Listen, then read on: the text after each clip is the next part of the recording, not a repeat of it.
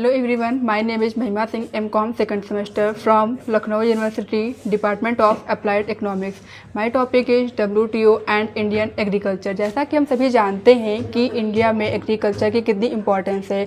यहाँ एक कृषि प्रधान देश है और यहाँ पर 70% जो पॉपुलेशन है वो एग्रीकल्चर पर ही डिपेंड है। मैं मैक्सिमम क्या बात करते हैं अगर WTO की। WTO जैसा कि हम सभी जानते हैं वर्ल्ड ट्रेड ऑर्गेनाइजेशन या इस्टेब्लिश हुआ था 1 जनवरी 1995 में। इसका जो मेन ऑब्जेक्टिव होता है तो जो ट्रेड में जो बैरियर्स आ रहे हैं उनको रिड्यूस करना और एक प्रॉपर जो व्यापार हो रहा है दो देशों के बीच में उसको अच्छे तरीके से सुगम बनाना। बात करते हैं WTO एग्रीमेंट ऑन एग्रीकल्चर, यह अप्रैल 1984 में आया था। इसको इस्टेब्लिश हुआ था, ये जो प्रॉपर तरीके से काम करना स्टार्ट किया था वो किया था जनवरी 1995 में। इसमें टोटल 21 आर्टिकल्स हैं जिनको 13 पार्ट्स में डिवाइड किया गया है। इसमें केवल एग्रीकल्चर प्रोडक्ट्स को ही इंक्लूड किया गया है। इसमें फिशरी एंड फॉरेस्ट्री प्रोडक्ट्स को जो एक्सक्लूड किया गया है। इसका जो मेन फोकस था वो ये था कि जो डोमेस्टिक प्रोड्यूसर्स को जो सब्सिडी दी जाती है कंट्रीज़ के द्वारा उनसे, जिससे कि वो फेयर ट्रेड नहीं हो पाता है, तो वो जो कंट्रीज़ दे रही हैं उन बैरियर्स को हटाना ताकि जो डिफरेंट प्रोड्यूसर्स हैं उनको एक ट्रांसपेरेंट मार्केट एक्सेस कर सकें वो। इसमें कुछ इंपॉर्टेंट प्रोविजंस भी बताए गए हैं, जैसे कि इसमें से 3 मेन प्रोविजंस हैं। वो है डोमेस्टिक सपोर्ट होता है, मार्केट एक्सेस होता है एंड एक्सपोर्ट सब्सिडी होती है। फर्स्ट जो हमारा मार्केट एक्सेस है उसको आर्टिकल 4 में डिफ़ाइन किया गया है। इसमें जो टैरिफ हैं उनको रिड्यूस करना, जो नॉन टैरिफ हैं उनको टैरिफ में कन्वर्ट करना। नॉन टैरिफ फॉर एग्जांपल आपका कोटा हो गया, अवैध लाइसेंसिंग हो गई, ETC। तो इसमें एक लिमिट भी डिसाइड की गई है, जैसे कि जो डेवलप्ड कंट्रीज़ हैं उनको 6 ईयर में 36% की रेट से अपना सब्सिडी रिड्यूस करना होगा और जो डेवलपिंग कंट्रीज़ हैं उनको 10 ईयर में 24% की रेट से अपना सब्सिडी रिड्यूस करना होगा।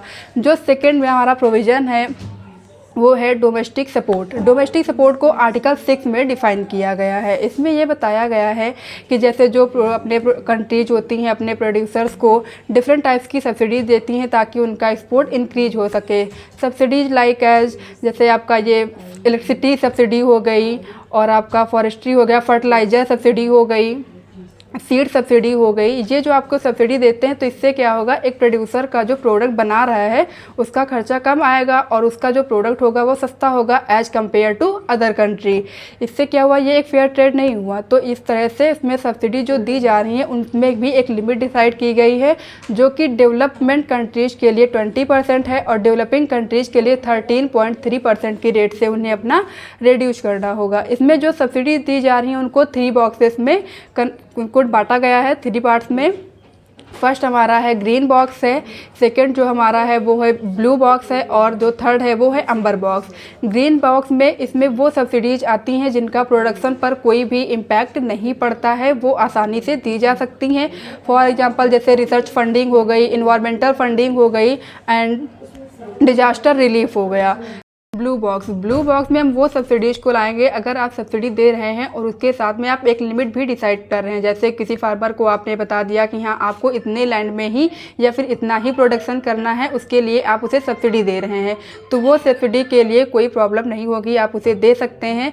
बाद में अगर हम बात करते हैं अम्बर बॉक्स में वो सब्सिडी आएंगी जैसे अभी आपको बताया था इलेक्ट्रिसिटी सब्सिडी हो गई और फर्टिलाइज़र सब्सिडी हो गई, सीड सब्सिडी हो गई। ये अगर सब्सिडी आप दे रहे हैं तो ये आप अपना टोटल एग्रीकल्चर प्रोडक्शन का आप जो डेवलप्ड कंट्रीज़ हैं वो 5% देंगी और जो डेवलपिंग कंट्रीज़ हैं उनको केवल आप 10% की रेट से ही दे सकते हैं।